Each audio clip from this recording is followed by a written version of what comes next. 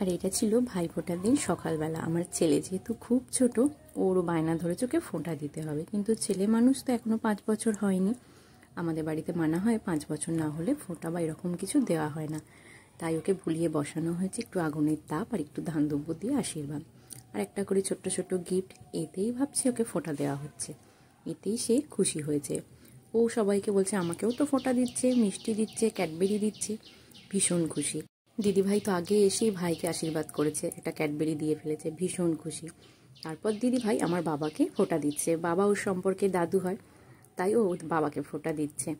দিদিভাই আর ভাইয়ের যে কি মিল, সে আর কি বলবো। দুজন দুজনকে ছাড়তে চায় না মামার বাড়ি এলে। তারপর আমি আমার ভাইদের ফোঁটা দিলাম। যতজনকে ফোঁটা দিয়েছি আমার ছেলেও চুপটি করে পাশে সবার বসেছিল, ওকেও সাথে সাথে মিষ্টি দিতে হবে। তারপর সন্ধ্যাবেলা বেরিয়েছিলাম আমাদেরই পাড়ার কয়েকটা ঠাকুর দেখব বলে, ছেলেকেও দেখানো হবে। এখানে তো কোনোদিনও কালী ঠাকুর দেখেনি। যে প্যান্ডেলটায় যাচ্ছিলাম এত সুন্দর আলোর কাজ করা সারা রাস্তা জুড়ে, বেশ ভালো লাগছিল।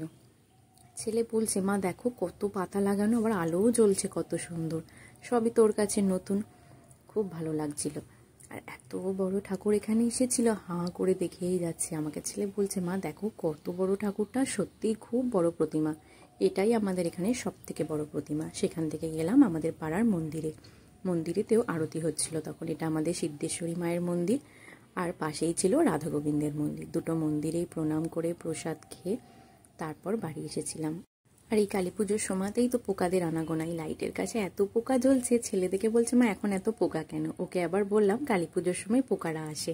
তারপর চলে এলাম আমাদের পাড়ার মায়ের কাছে। এখানে এই ঠাকুরটা আমার দাদারা মিলে নিয়ে আসে, সেখানেই তো ছেলে এসে বিসর্জন হবে, গান বাজে, নাচতে আরম্ভ করে দিয়েছে। আর বন্ধু পেয়ে গেলে তো আর কোনো কথাই নেই।